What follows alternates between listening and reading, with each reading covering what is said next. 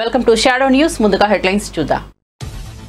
ఇతర రాష్ట్రాలతో పోలిస్తూ Telangana real estate ఆశించిన స్థాయిలోనే ఉందన్న ఉప ముఖ్యమంత్రి. పర్యావరణ పరిరక్షణ కోసం పలు కీలక నిర్ణయాలు తీసుకున్న బడిన బట్టి ప్రపంచానికి ఆదర్శంగా ఉండేలా ఫ్యూచర్ సిటీని నిర్మిస్తున్నామని వ్యాఖ్య.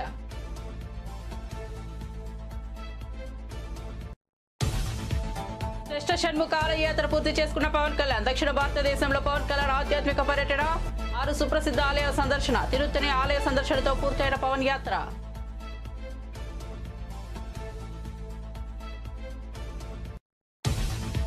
బసవతారకం ఇండో అమెరికన్ క్యాన్సర్ ఆసుపత్రిని మరింత విస్తరిస్తున్నట్టు చెప్పిన బాలయ్య. ఏపీలోని తుళ్లూరులో మరో 8 నెలల ఆసుపత్రిని ప్రారంభిస్తామని వెల్లడి. క్యాన్సర్ బాధితులు మనోధైర్యంతో ఉంటే ఖచ్చితంగా కోలుకుంటున్నారన్న బాలకృష్ణ.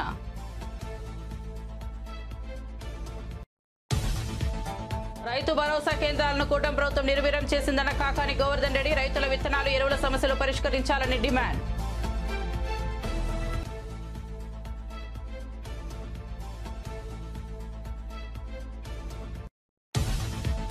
సీఎం రేవంత్ వ్యాఖ్యలపై ఈటెల రాజేందర్ తీవ్ర ఆగ్రహం. మోదీని తిడితే ఏమవుతుందో కేసీఆర్ కు తెలిసింది, త్వరలో రేవంత్ కు కూడా తెలుస్తుందని హెచ్చరిక.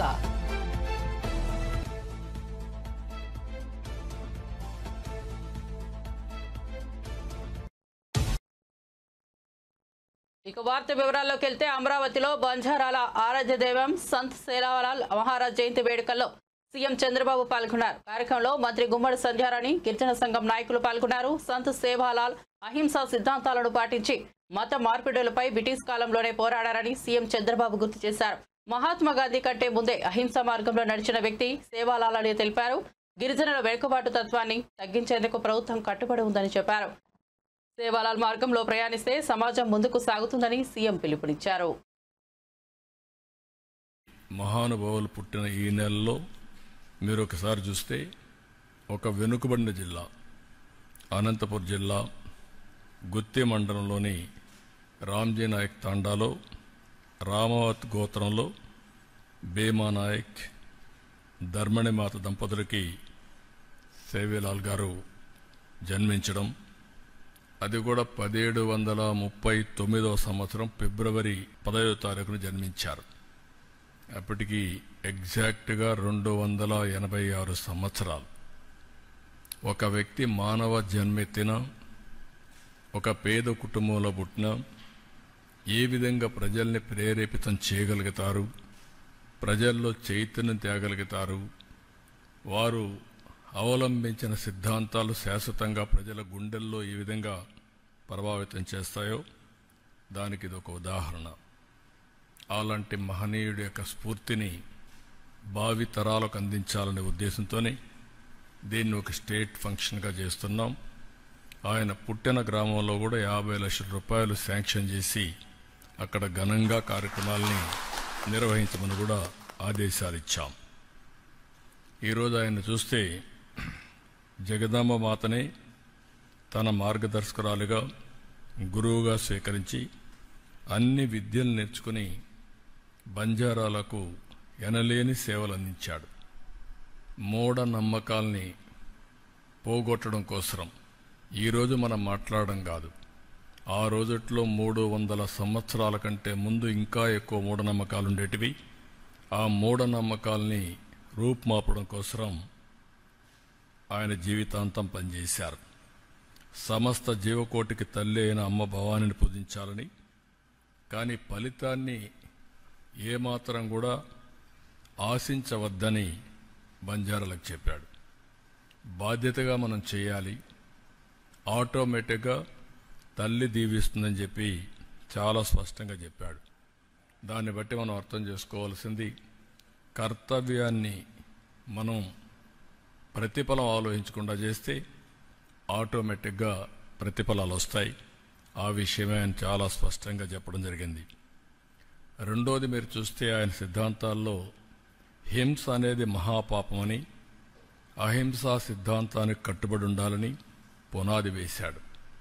మహాత్మా గాంధీజీ తర్వాత మీరు ఒకసారి ఆలోచిస్తే అహింసా విధానంతోనే మనకు స్వాతంత్రం తీసుకొచ్చారు. అంటే ఆయన కంటే ముందే సేవాలాల్ మహారాజ్జీ ఉద్బోధించారు. దాన్ని గాంధీజీ వీళ్ళంతా ఆచరించి దేశానికి విముక్తి కలిగించారు. ఇంకొక పక్కన చూస్తే ఆ రోజుట్లోనే బ్రిటిష్ అధికారులు అన్య మత పాలకులు బంజారాలను కూడా ఇబ్బందులు పెడుతూ మతాల్ని మార్చమని కూడా ఒత్తిడి తీసుకొచ్చే పరిస్థితి ఉంటే ఆయన చాలా దృఢంగా సంకల్పం చేసి ముందుకు పోయేవారు. అందుకే హైదరాబాద్ లో ఐజీబీసీ ఆధ్వర్యంలో గ్రీన్ తెలంగాణ సమ్మిట్ ను డిప్యూటీ సీఎం బట్టి విక్రమార్క ప్రారంభించారు. ఫ్యూచర్ సిటీని నెట్రోజిన్ సిటీగా అభివృద్ధి చేయడం ప్రభుత్వ లక్ష్యమని వెల్లడించారు. ప్రపంచానికి ఆదర్శంగా ఉండేలా ఫ్యూచర్ సిటీని నిర్మిస్తామని తెలిపారు. రాష్ట్ర అభివృద్ధి అన్ని వర్గాల భవిష్యత్తును దృష్టిలో పెట్టుకుని ఐజీబీసీతో ఎంఓయూ కుదుర్చుకున్నామని వివరించారు. పర్యావరణ పరిరక్షణతో పాటు సమగ్ర అభివృద్ధికి ప్రభుత్వ అంకిత భావం చాటుకున్నామని బట్టి అన్నారు. ఈ సమ్మిట్ ద్వారా గ్రీన్ ఇన్నోవేషన్లపై అవగాహన పెరుగుతుందని ఆశాభావం వ్యక్తం చేశారు. వచ్చినప్పుడు తప్పనిసరిగా వస్తాము. మీరు చేస్తున్నటువంటి ఈ రాష్ట్ర ప్రయోజనాలు దృష్ట్యా మీరందరూ చేస్తున్నటువంటి కార్యక్రమానికి ఈ ప్రభుత్వం అండగా ఉంటుందని చెప్పడం కోసమే నేను వస్తానని చెప్పి ఈరోజు తప్పనిసరిగా వచ్చి మీ అందరితో మాట్లాడుతున్నాను. అట్లాగే ఇప్పుడే నాకంటే ముందు మాట్లాడినటువంటి మా vice chairman, managing director and executive director TGIAC Shri Anand garu, deputy executive director IGBC, నా ఎదురుగా కూర్చున్నటువంటి మిత్రులు, కార్యక్రమంలో పాల్పంచుకోవటానికి ఇక్కడ విచ్చేసినటువంటి అనేక రంగాల నుంచి ఇక్కడికి విచ్చేసినటువంటి మీ అందరికి కూడా ముందుగా నా హృదయపూర్వకమైనటువంటి నమస్కారాలు, ధన్యవాదాలు కూడా తెలియజేస్తా ఉన్నాను. అట్లాగే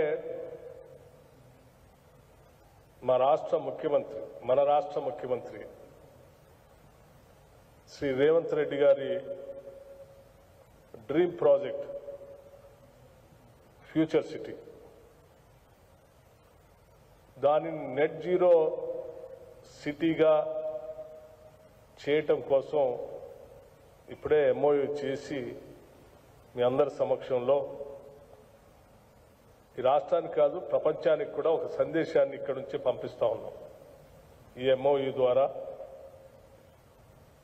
మొట్టమొదటి నెట్ జీరో సిటీగా ఫ్యూచర్ సిటీని తయారు చేయబోతున్నాం. దానికి మా అంకిత భావం ఇది అని చెప్పడం కోసం ఇక్కడ ఎంఓయూ చేసి మీ అందరి సమక్షంలో జరిగినటువంటి ఈ సంఘటన కూడా అభినందిస్తా ఉన్నాను. అట్లాగే మీ అందరి ముందు 1000 ప్రాజెక్ట్స్ గ్రీన్ సంబంధించి ఈరోజు మనం ఆవిష్కరింప చేసుకున్నాం. వారు అంటా ఉన్నారు, చాలా మీరు సబ్సిడీస్ ఇచ్చుంటే ఇంకెక్కువ చేసేవాళ్ళం, ఇవ్వకుండా కూడా మేము ఇన్ని సాధించామని చెప్తా ఉన్నారు. చాలా సంతోషం. సరే, Telangana is a young state, but it's a very rising state. చాలా ఫాస్ట్గా రైజ్ అవుతున్నటువంటి స్టేట్. సో ఈ యంగ్ స్టేట్లో ఆధ్యాత్మిక యాత్రలో భాగంగా తమిళనాడు రాష్ట్రం మదురై జిల్లాలో AP deputy CM Pawan Kalyan పర్యటిస్తున్నారు. అరగల్ కొండల్లో కొలువైన ఆరుల్ముగు సోలైమలై మురుగన్ ఆలయాన్ని ఆయన దర్శించుకున్నారు. ఆలయ అధికారులు ఆయనకు పూలమాలలు, శాలువాతో సత్కరించి పూర్ణకుంభ స్వాగతం పలికారు. ఈ సందర్భంగా ఆలయంలో పవన్ ప్రత్యేక పూజలు నిర్వహించారు. పవన్ వెంట తనయుడు అఖిలానందన్ తదితరులు ఉన్నారు.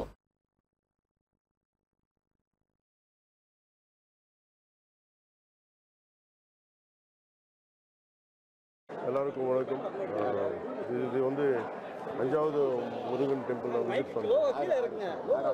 இல்லை 5வது 6வது திருத்தணி போகிறோம். இல்லை இது 6. நீங்கள் போகிறது 6. நான் போகிறது 6. இது 6வது படம். இது 6வது. கீழே இறக்குப்பா, கொஞ்சம் கீழே இருக்கு. ஒரு 4 வருஷமாக இங்கே எல்லாம் 6வது சுப்பிரமணியர் கோயில் பார்க்கணும் ரொம்ப ஆசையாக இருந்தது. ஃபைனலாக இன்றைக்கி கடவுள் அனுமதி கொடுத்துட்டாங்க. எனக்கு ரொம்ப சந்தோஷமாக இருக்குது. இது வந்து சும்மா நான் வந்து கடவுள்கிட்ட வேண்டிக்கிட்டு எல்லா நாட்டுக்கு எல்லாதும் நடக்கட்டும், பாரத பூமிக்கு நல்லது நடக்கட்டும், தமிழ்நாட்டுக்கு நல்லது நடக்கட்டும், அதுதான் என்னோட ப்ரேயர்ஸ். தமிழக மக்கள் எப்படி தமிழக மக்கள் எப்படி உங்களுக்கு உபசரிச்சாங்க? 6 மணி வீடு போனீங்களே, இந்த மாதிரி எல்லாம் ரொம்ப என்னது ஒரு அன்பு கொடுத்துருக்காங்க எங்கே போனாலும் சரி. ஸோ ஒரு 8-10 வருஷமாக 10 வருஷம் நான் மெட்ராஸில் இருந்துட்டேன். ஸோ அதுக்கு தமிழ் மக்களோட அன்பு எனக்கு தெரியும். ஸோ அது கண்டினியூ ஆயிடுச்சு. அதுக்கு ரொம்ப ரொம்ப சந்தோஷமா. கோயில் வளர்ச்சி இல்லை, நான் என்ன நினைக்கிறேன்னா, ஆனந்த் ஃப்ரெண்ட் நண்பர் ஆனந்த் சார் ஒரு டிடிடி போர்டு மெம்பர். ஸோ நான் ஒரு இந்த 6 முருகன் கோயிலுக்கு நான் என்ன பண்ணணும்னு நான் யோசிக்கிறேன். என்னென்ன டெவலப்மெண்ட் பழனிக்கு என்ன பழனிலேருந்து கேட்டிருக்காங்க. பழனியில் வந்து டைரெக்டாக ஒரு திருப்பதிக்கு ஒரு பஸ் நிறுத்திட்டாங்க கரோனா அப்புறம்னு. அதை நான் திருப்பி ஆரம்பிக்கிறதுக்கு ரெடியாக இருந்தது.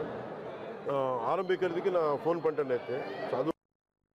నల్గొండలో బీజేపీ పార్టీ జిల్లా కార్యాలయంలో కేంద్ర మంత్రి కిషన్ రెడ్డి ప్రెస్ మీట్ నిర్వహించారు. ఈ సందర్భంగా నిరుద్యోగులకు జాబ్ క్యాలెండర్ పేరుతో ఇచ్చిన హామీని ఇంకా అమలు చేయలేదని విమర్శించారు.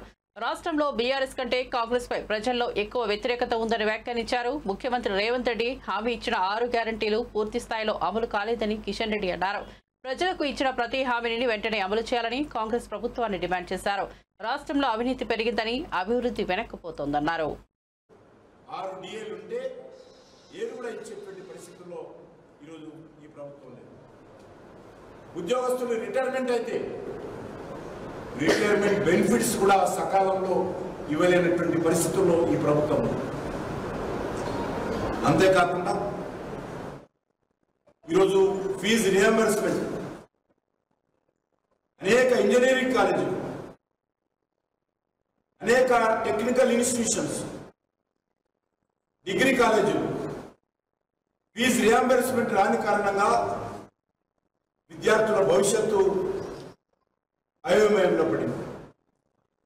చాలా మంది మేనేజ్మెంట్స్ ఫీజు రియంబర్స్మెంట్ రాలేదు కాబట్టి మీరే ఇవ్వండి అని పేరెంట్స్ మీద ఒత్తిడి తీసుకొస్తున్నటువంటి పరిస్థితి, సర్టిఫికెట్స్ ఇవ్వలేనటువంటి పరిస్థితి, అనేక రకాల వేధింపులకు గురవుతున్నటువంటి పరిస్థితి మనం చూస్తున్నాం.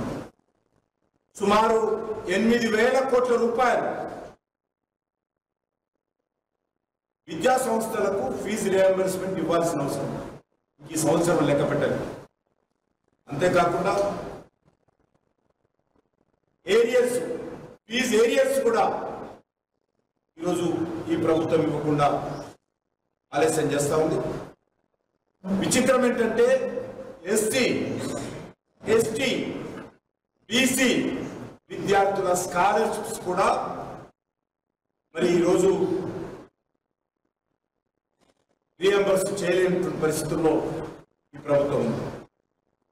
అంతేకాకుండా ఈరోజు విద్యారంగ వ్యవస్థ ఏంటంటే గురుకుల విద్యాలయాలు విద్యార్థులు ఆత్మహత్యలు పెరిగిపోతా ఉన్నాయి. వాళ్ళు తినేటువంటి ఆహారము పాయిజన్ అవుతా ఉంది. వందల మంది విద్యార్థులు ఈరోజు మరి ఫుడ్ పాయిజన్ కారణంగా హాస్పిటల్లో చేరాల్సినటువంటి దయనీయమైనటువంటి పరిస్థితుల్లో ఈరోజు విద్యారంగ వ్యవస్థ ఉంది. రైతుల కోసం పనిచేసే ప్రభుత్వం కూటమి కాదని, అన్నదాతలను ఆదుకోవడంలో విఫలమైందని వైఎస్ఆర్సీపీ నెల్లూరు జిల్లా అధ్యక్షుడు కాకాని గోవర్ధన్ రెడ్డి మండిపడ్డారు. వైఎస్ జగన్మోహన్ రెడ్డి ప్రారంభించిన రైతు భరోసా కేంద్రాలను నిర్వీర్యం చేశారని విమర్శించారు. విత్తనాలు, ఎరువులు దొరక్క రైతులు తీవ్ర ఇబ్బందులు పడుతున్నారన్నారు. మద్దతు ధర లేక రైతులు నష్టాల్లో కూరుకుపోతున్నారని ఆవేదన వ్యక్తం చేశారు. కూటమి ప్రభుత్వం రైతుల కష్టాలను పట్టించుకోవడం లేదని, వెంటనే సమస్యలు పరిష్కరించాలని డిమాండ్ చేశారు. రాష్ట్ర ప్రభుత్వం కూడా ఈరోజు దాని మీద వివరణ ఇవ్వడం జరిగింది. మేము ఈరోజు దానికి సంబంధించి రేషనలైజ్ చేస్తున్నాం కాబట్టి రైతు భరోసా కేంద్రాలను క్లబ్ చేస్తున్నాం, క్లస్టర్ వైజ్ వాటిని అరేంజ్ చేస్తున్నాం అని చెప్పంటే దాని ఉద్దేశం చెప్పకనే చెప్తున్నది రైతు భరోసా కేంద్రాలను ఎత్తేస్తున్నాం, నిర్వీర్యం చేస్తున్నాం అనేటువంటిది. ఈరోజు ఒక్కసారి చూస్తే రైతులకు సంబంధించి ఈరోజు చంద్రబాబు ప్రభుత్వం వచ్చిన తర్వాత గిట్టుబాటు ధర ఇవ్వలేకపోయింది. గతంలో రైతు భరోసా కేంద్రాల ద్వారానే కొనుగోలు చేసేటువంటి పరిస్థితి ఉండేది. సులభతరంగా ఆ రోజు రైతులకు సంబంధించి ఈ ధాన్యాన్ని కానీ ఉన్నటువంటి పంటలను కానీ సేకరించేటువంటి ప్రక్రియ ఉండేది. ఈరోజు ఉదాహరణకి నెల్లూరు జిల్లాకు సంబంధించి లేట్ ఖరీఫ్ ఈ సీజన్లో ఇప్పుడిప్పుడే ధాన్యానికి సంబంధించినటువంటి కోతలు ప్రారంభమయ్యాయి. 2-3 రోజులుగా కోతలు ప్రారంభమయ్యాయి. బహుశా రాబోయేటువంటి రోజుల్లో అవి కాస్త ఉధృతంగా వెళ్ళేటువంటి పరిస్థితి ఏర్పడుతుంది. ఈరోజు దానికి సంబంధించి ఒక్కసారి చూస్తే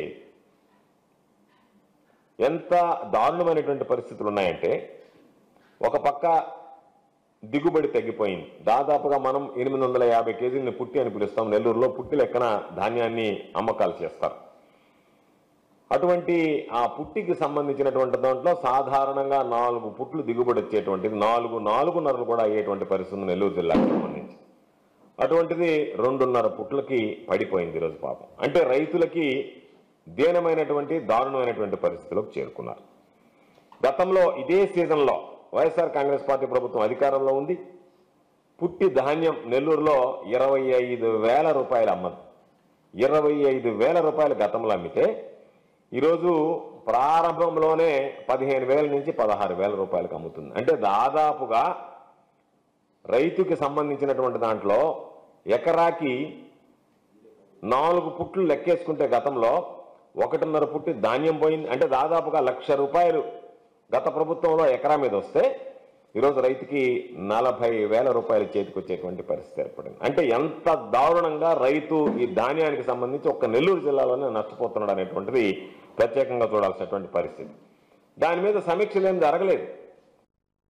తెలుగుదేశం పార్టీ ఎమ్మెల్యే వంశీ భార్య తన భర్తకు ప్రాణహాని ఉందని ఆవేదన వ్యక్తం చేశారు. భర్తపై మానసికంగా టార్చర్ జరుగుతోందని తెలిపారు. ఈ పరిస్థితిలో వైఎస్ఆర్సీపీ అధినేత జగన్మోహన్ రెడ్డి ఫోన్ చేసి ధైర్యం ఇచ్చారని పేర్కొన్నారు. వచ్చే వారం వంశీని కలుస్తానని జగన్ తెలిపారని ఆమె వెల్లడించారు. భర్త భద్రతపై తగిన చర్యలు తీసుకోవాలని ఆమె ప్రభుత్వాన్ని కోరారు. ఈ అంశం రాజకీయ వర్గాల్లో చర్చనీయాంశమైంది. రెండుసార్లు ఎమ్మెల్యేగా ఎలక్ట్ అయ్యి మాకు ఓన్గా మా అరుణ మెమోరియల్ ట్రస్ట్లో మా సొంత డబ్బుతో అన్ని కోట్లు ఖర్చు పెట్టి మేము సర్వీస్ చేస్తుంటే ఈరోజు జస్ట్ 20,000 కోసం ఆ కంప్లైనెంట్ సత్యవర్ధన్ అనే అతన్ని మేము ఎక్స్టార్షన్ చేసాము అని పెట్టారు. అది ఎంతవరకు నమ్మసక్యం అనేది నాకు అర్థం కావట్లేదు. జస్ట్ 20,000 కోసం అలా కేసు చాలా ఇదిగా ఫ్యాబ్రికేట్ చేస్తూ ఉన్నారు. అబ్బాయి మీద ప్రెషర్ తీసుకొచ్చి మనము 20,000 కోసం ఆ అబ్బాయిని అబ్డక్ట్ చేశామని అలా చాలా డిఫరెంట్గా ఫాల్స్ అలిగేషన్స్తో ఫ్యాబ్రికేట్ చేసేస్తూ ఉన్నారు. అండ్ మనము ఇక్కడ పోలీస్ థ్రెట్ ఉంది, ఫిజికల్ థ్రెట్ ఉంది, అవన్నీ మనం చెప్పాము. ఇక్కడ వంశీ గారికి ఆ టెయిల్ బోన్ ఫ్రాక్చర్ ఉంది, అందరికీ తెలుసు. కొన్ని బ్రీదింగ్ ఇష్యూస్ అవన్నీ ఉన్నాయి. అయినా ఆయన్ని పనిష్మెంట్ సెల్ లాగా 22 hours ఒక రూమ్లో పెట్టేసి ఎవరు రాకుండా ఎవరితో కాంటాక్ట్ లేకుండా అలా చేస్తున్నారు. ఇప్పుడు ఆయనకి బ్రీదింగ్ ఇష్యూ ఉంది, టెయిల్ బోన్ ఫ్రాక్చర్ అయింది, కింద పడుకోలేరు. బట్ కావాలనే వాళ్ళు ఇట్లా పనిష్మెంట్ సెల్లో పెట్టి చాలా హైదరాబాద్ లో కేంద్ర మంత్రి బండి సంజయ్ మీడియా సమావేశం నిర్వహించారు. ఈ సందర్భంగా బీసీల రిజర్వేషన్లు 51% నుంచి 46% తగ్గించారని ఆరోపించారు. బీసీ వర్గాలకు న్యాయం జరగాలని డిమాండ్ చేశారు. పైరవీలు, నకిలీ పత్రాలు లేకుండా కేంద్రం ఉద్యోగాలు అందజేస్తోందని తెలిపారు. బీజేపీ ప్రభుత్వం సామాజిక న్యాయం కోసం కృషి చేస్తోందని స్పష్టం చేశారు. బీసీ వర్గాలను బలహీనపరిచే ప్రయత్నాలను తిప్పికొట్టాలని పిలుపునిచ్చారు. బీసీలకు సమాన హక్కులు, అవకాశాలు కల్పించడంలో బీజేపీ కట్టుబడి ఉందని తెలిపారు. రాబోయే రోజుల్లో బీసీ సంక్షేమం కోసం మరిన్ని ప్రణాళికలు తీసుకొస్తామని బండి సంజయ్ తెలిపారు.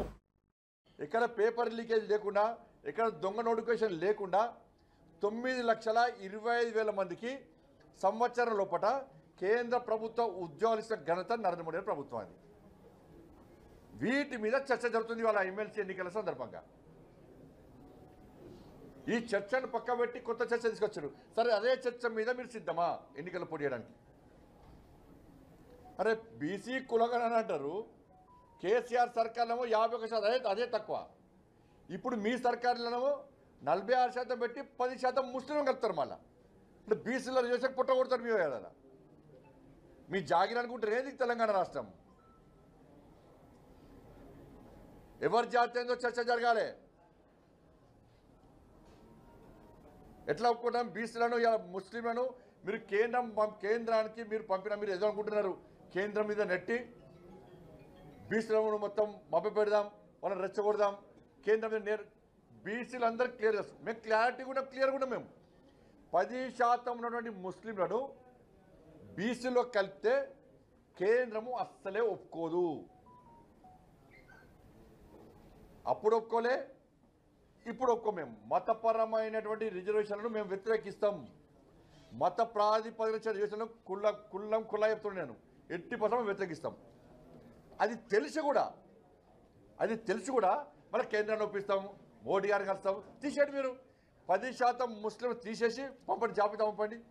చలో మేము ఒప్పిస్తాం.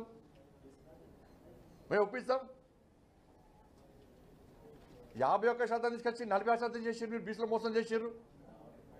10% ముస్లింలు కలిపి బీసీ రిజర్వేషన్ తగ్గించే ప్రయత్నం చేస్తున్నారు.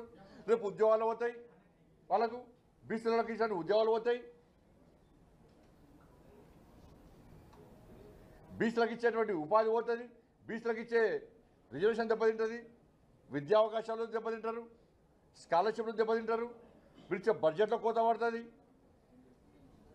వాళ్ళకి ఆల్రెడీ మైనార్టీ పేరు మీద లబ్ధి జరుగుతుంది వాళ్ళకు. BJP MP Etela Rajender CM Revanth Reddy వ్యాఖ్యలపై తీవ్రంగా మండిపడ్డారు. మోదీ బీసీ కాదన్న వ్యాఖ్యలు అనుచితమని ఆగ్రహం వ్యక్తం చేశారు. రేవంత్ రెడ్డికి పోయే కాలమా? మోదీ కులాలకు అతీతం, దేశ ప్రజలే ఆయన కుటుంబం. మోదీపై దూషణలు ధర్మంతో మరియు ప్రజలతో విరోధం చేస్తున్నట్లే. మోదీని తిడితే ఏమవుతుందో కేసీఆర్ కు తెలిసిందే, త్వరలో రేవంత్ కు కూడా తెలుస్తుందని హెచ్చరించారు. ఆ సేతు హిమచలం అన్నట్టుగా మోడీ గారిని విశ్వసించని, మోడీ గారిని ప్రేమించని మనిషి ఉన్నాడు ఇలా దేశంలో. మోడీ గారు అనేక సందర్భాల్లో పేదరికం చవిచూసిన వాడిని, పేదల జీవితాన్ని చదువుకున్న వాడిని నేను. నాకు పిహెచ్డీ లేకపోవచ్చు కానీ ప్రజల కష్టాలు, ప్రజల కన్నీళ్ళు, ప్రజల దుఃఖం, ప్రజల బాధ చదువుకున్నటువంటి డాక్టరేట్ నేను. ఈ దేశంలో ఏ అంబేద్కర్ గారు అయితే ప్రపంచంలోనే గొప్ప రాతపూర్వకమైన రాజ్యాంగాన్ని అందించిండ్రో, ఆ రాజ్యాంగం అన్ని వర్గాల ప్రజల, అన్ని జాతుల ప్రజల అవసరాన్ని తీర్చేదిగా, ఆకలి తీర్చేదిగా ఉండాలని చెప్పిండు అంబేద్కర్. ఇవాళ ఆయన రాసిన రాతకు ఇవాళ మోడీ గారు అనుసరిస్తున్నటువంటి పద్ధతికి సరిగ్గా సరిపోతుంది. మోడీ గారు దేశ ప్రధానమంత్రిగా ఉండి కూడా కనీసం టాయిలెట్ లేకుండా, మోడీ గారు బీసీ కాదు, మోడీ గారు టెక్నికల్గా బీసీ అయిండు, అందుకని ఆయన బీసీ కాదు కాబట్టి బీసీలను ద్వేషిస్తాడు ఆయన అన్నటువంటి నీచమైన మాటలు. సరే ఏం కాలం నీకు పోయే కాలం ఇది ఏమన్నా? గంత పెద్ద మహనీయుడు ఇవాళ ఆయన ఒక బీసీలకో, ఒక ఎస్సీలకో, ఒక ఎస్టీలకో, ఒక ఓసీలకు సంబంధించిన వ్యక్తి కాదు. భారత జాతి ఆత్మగౌరవాన్ని ప్రపంచ చిత్రపటం మీద ఆవిష్కరిస్తున్నటువంటి మహనీయుడు మోడీ గారు. నిన్ననే చూసినాం, నిన్న ఇవాళ అమెరికాలో అమెరికన్ ప్రెసిడెంట్ తానే స్వయంగా కుర్చీ లాగి కూర్చోబెట్టి సంతకం పెట్టిన తర్వాత మళ్ళీ కుర్చీ చేసిన గౌరవం ఇలా దక్కించుకున్న దేశం మన దేశము. ప్రపంచ దేశాలలో భారతదేశం అంటే ఒక గౌరవాన్ని పెంచిన నాయకుడు. భారత గడ్డ బిడ్డ, భారత జాతి బిడ్డ అమెరికాలో ఉన్న, లండన్లో ఉన్న, దుబాయ్లో ఉన్న, ఇవాళ జర్మనీలో ఉన్న ఆమె ఇండియన్ అని చెప్పి గల్లెగరేసి చెప్పుకున్నటువంటి స్థాయికి తెచ్చిన మోడీ గారిని పట్టుకొని ఇవాళ మీరు కూట్ల రాయి తేలినోడు ఏట రాయి తీసినట్టుగా ఇక్కడ నువ్వు పాలించే సత్తా లేక, ఇక్కడ ప్రజలకు ఇచ్చిన వాగ్దానాలను పరిష్కరించే దమ్ము లేదు. కానీ ఇవాళ గాయన గురించి ఉట్టికి ఎగరలేనమ్మా ఆకాశానికి ఎగిరినట్టుగా నువ్వు మోడీ గారి మీద మాట్లాడితే సూర్యుని మీద ఉమ్మేసినట్టు అవుతుంది బాబు. సూర్యుని మీద ఉమ్మేస్తే ఏమవుతుందో మీకు తెలుసు. ఇవాళ అందుకనే అలాంటి జాతికి వెళ్తునిచ్చే, దేశ ప్రజల ఆత్మగౌరవం పెంచే, భారత ప్రజల సమస్యలు పరిష్కరించే, ఇలా స్వార్థం లేకుండా దేశ ప్రజలే 140 కోట్ల మంది ప్రజలే నా కుటుంబ సభ్యులని చెప్పి భావించి దేశం కోసం అంకితమైనటువంటి మోడీ గారి గురించి ఇవాళ ఇట్లాంటి చిల్లర మాటలు, ఇలాంటి చిన్న కురుస మాటలు మాట్లాడి గతంలో వాళ్ళకి ఏం తమను గెలిపిస్తే RRR సమస్య లేకుండా చేస్తామన్న రేవంత్ రెడ్డి అధికారంలోకి వచ్చి 14 నెలలైనా పరిష్కరించలేదని ఎమ్మెల్సీ కవిత విమర్శించారు. బాధితులు ధర్నాలు, నిరసనలు చేస్తున్నా ముఖ్యమంత్రి వారితో మాట్లాడి సమస్యను పరిష్కరించకపోవడం దారుణమని మండిపడ్డారు. స్థానిక ఎమ్మెల్యే రాజగోపాల్ రెడ్డి చొరవ తీసుకుని సమస్యను పరిష్కరించాలని డిమాండ్ చేశారు. ఖమ్మంలో జరగనున్న బీసీ సంఘాల రౌండ్ టేబుల్ సమావేశానికి బయలుదేరిన ఎమ్మెల్సీ కవిత మార్గ మధ్యలో మునుగోడు నియోజకవర్గంలోని చోటుప్పల్లో మాజీ ఎమ్మెల్యే కూసుకుంట్ల ప్రభాకర్ రెడ్డి బీఆర్ఎస్ నాయకులతో కలిసి మీడియాతో మాట్లాడారు. ఖమ్మం జిల్లాలో జరుగుతున్నటువంటి రౌండ్ టేబుల్ సమావేశానికి హాజరవడానికి వెళ్తూ మార్గం మధ్యలో మరి మునుగోడు నియోజకవర్గంలో చౌటుప్పల్ మండలంలో మా నాయకులను అందరినీ కూడా కలవడానికి ఆగడం జరిగింది. ఇక్కడ మునుగోడు మండలంలో మరి కాంగ్రెస్ పార్టీ నుండి రాజగోపాల్ రెడ్డి గారు అధికారంలో ఉన్నారు, వారు ఎమ్మెల్యేగా ఉన్నారు. ఇక్కడ ముఖ్యమంత్రి గారు ఆనాడు వచ్చి RRR సమస్యనే లేకుండా చేస్తా, నేను మమ్మల్ని గెలిపించండి, మేము ఎటువంటి ఇబ్బంది లేకుండా RRRని మీ గ్రామాల నుంచి వెళ్లకుండా చేస్తామని చెప్పింది. కానీ గెలిచి 14 నెలలు అవుతున్న RRRకి సంబంధించినటువంటి బాధితులకు ఎవరికైతే ముఖ్యమంత్రి గారు మాట ఇచ్చారో ఇంతవరకు వాళ్ళు 2000 మంది పైచిలుకుతో కలెక్టరేట్ ముట్టడి చేసినా కూడా కనీసం వాళ్ళని పిలవడం కానీ మాట్లాడడం కానీ చేయకపోవడం అనేది కారణం. మీరు ఇచ్చినటువంటి మాటకు నిలబడి గౌరవ ముఖ్యమంత్రి గారు తక్షణమే RRR బాధితులను పిలిపించుకొని మాట్లాడి వారి సమస్య పరిష్కరించవలసిందిగా నేను డిమాండ్ చేస్తా ఉన్నాను. రాజగోపాల్ రెడ్డి గారు ఈ విషయంలో చొరవ తీసుకోవాలని కూడా మేము డిమాండ్ చేస్తా ఉన్నాం. మరి మునుగోడులో ఉన్నటువంటి అందరికీ కూడా విజ్ఞప్తి చేసేది ఒకటి, తెలంగాణ రాష్ట్రం తెచ్చుకున్నదే అందరూ బాగుండాలి, అందరం కూడా చక్కగా ఉండాలనే విషయంలో. కాబట్టి ఇవాళ బీఆర్ఎస్ పార్టీ మీ అందరి పక్షాన కూడా నిలబడి పోరాటం చేస్తా ఉన్నారు. Thank you. Basavatarakam Indo American cancer ఆసుపత్రిని మరింత విస్తరించనున్నామని ఆసుపత్రి చైర్మన్ నందమూరి బాలకృష్ణ తెలిపారు. హైదరాబాద్ లోని క్యాన్సర్ ఆసుపత్రిలో ఆంకాలజీ యూనిట్ ను ప్రారంభించిన అనంతరం బాలకృష్ణ మాట్లాడారు. అభం శుభం తెలియని చిన్నారులు క్యాన్సర్ బారిన పడుతున్నారని, వారికి అండగా ఉండటం తమ కర్తవ్యమని చెప్పారు. రోగుల సంఖ్య పెరుగుతుండటంతో ఆంధ్రప్రదేశ్ లోని తుళ్లూరులో అతి త్వరలో ఆసుపత్రిని ప్రారంభిస్తామని బాలకృష్ణ తెలిపారు. నేటి బాలలే రేపటి పౌరులు, మన యువతరానికి ప్రతినిధులు, నవతరానికి నాయకులు, భావితరానికి భారతదేశపు మహాశక్తి. బాల్యం అనేది ఒక వరం. నేను అన్నట్టు ఆడుతూ పాడుతూ చదువుకోవాల్సిన వయసు, ఎన్నో విషయాలు నేర్చుకోవాల్సిన సమయం, ఎన్నో గొప్ప గొప్ప కళలు కనాల్సిన సమయం, ఇలా ఎన్నో అనుభూతులను మిగుల్చుకోవాల్సిన బాల్యంలో క్యాన్సర్ అనే మహమ్మారితో యుద్ధాన్ని చేయాల్సి వస్తుంది. వారి ధైర్యం మనకు నిజమైన ప్రతిఘటన అంటే ఎలా ఉండాలో నేర్పిస్తుంది. జీవితంలో ఎంత పెద్ద సమస్య వచ్చినా ఎదుర్కొనేందుకు మనందరికీ ఒక స్ఫూర్తిగా నిలుస్తుంది. ఆ స్ఫూర్తికి ప్రతీకగా ఈరోజు మనం అంతర్జాతీయ చైల్డ్హుడ్ క్యాన్సర్ డేగా జరుపుకుంటున్నాం. కానీ క్యాన్సర్ని ఎదుర్కోవడంలో వారి ధైర్యం ఒకటి సరిపోదు. ఎంతోమంది క్యాన్సర్ చిన్నారుల ఆశలను కార్యరూపంలోకి తేవాలి అంటే, వాళ్ళ బాల్యాన్ని మరియు భవిష్యత్తుని, వారి కళలను నిజం చేయాలి అంటే మనమందరం ఒకటవ్వాలి, చేయూతనివ్వాలి. అభశుభం తెలియని పిల్లలు ఈ మహమ్మారి బారిన పడడం చాలా బాధాకరం. ఈ మహమ్మారితో వారు చేసే పోరాటంలో మనం వారికి అండగా ఉండడం మన కనీస కర్తవ్యం. అందులో భాగంగా మన ఆసుపత్రికి వచ్చే పిల్లలకు వారి ఆర్థిక స్థోమతతో సంబంధం లేకుండా వారికి అన్ని రకాల సహాయ సహకారాలు అందించి చికిత్స అందించాలని నిర్ణయించడం జరిగింది. దానికి తోడుగా బసవతారకం చిల్డ్రన్ క్యాన్సర్ ఎయిడ్ అనే ఫండ్ని స్థాపించాం. మీ అందరి చేయూత మాకు చాలా విలువైంది. అది కేవలం ఆర్థికపరమైన సహాయం మాత్రమే కాకుండా మీలో ప్రతి ఒక్కరూ క్యాన్సర్ గురించి అవగాహన కలిగించడంలో మాకు తోడ్పడండి. ఎందుకంటే క్యాన్సర్ అవగాహన వల్ల సరైన సమయంలో వ్యాధి గుర్తించి మరియు సరైన సమయంలో చికిత్సను అందించడం, తద్వారా ప్రాణాంతకమైన ఈ క్యాన్సర్ వ్యాధి నుండి బయటపడడంలో ఇది సహాయపడుతుంది. అందరం కలిసి ముందుకు సాగుదాం, క్యాన్సర్పై పోరాటాన్ని సాగిద్దాం అని మరోసారి వాగ్దానం చేసుకుంటాం. రోగుల సంఖ్య పెరుగుతుంది, ఇన్సిడెన్సు, దానికోసం మరి ఆసుపత్రిని దీన్ని మనం ఎక్స్పాన్షన్ కూడా వెళ్ళడం జరుగుతుంది. అలాగే అక్కడ తుళ్ళూరు, అక్కడ కూడా ఆంధ్ర రాష్ట్రంలో మనం ఒక కొత్త ఆసుపత్రిని కూడా ప్రారంభించబోతున్నాం అతి త్వరలో.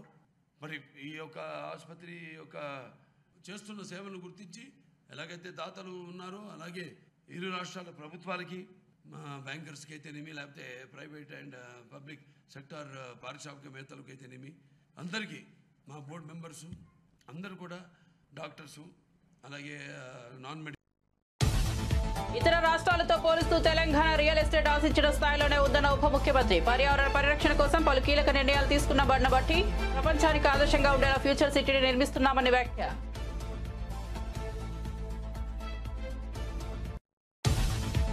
శ్రేష్ఠ షణ్ముఖ ఆలయ యాత్ర పూర్తి చేసుకున్న పవన్ కళ్యాణ్. దక్షిణ భారతదేశంలో పవన్ కళ్యాణ్ ఆధ్యాత్మిక పర్యటన, 6 సుప్రసిద్ధ ఆలయ సందర్శన. తిరుత్తని ఆలయ సందర్శనతో పూర్తయిన పవన్ యాత్ర.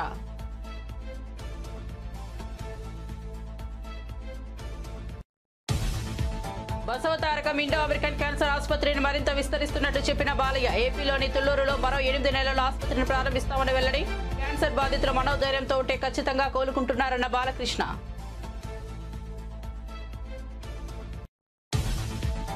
రైతు భరోసా కేంద్రాలను కూటమి ప్రభుత్వం నిర్వీర్యం చేసిందన్న కాకాని గోవర్ధన్ రెడ్డి. రైతుల విత్తనాలు, ఎరువుల సమస్యలు పరిష్కరించాలని డిమాండ్.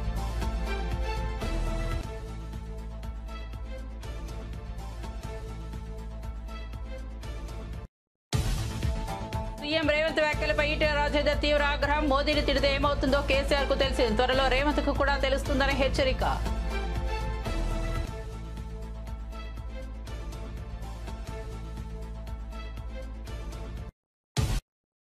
కోసం చూస్తూనే ఉండండి షాడో న్యూస్.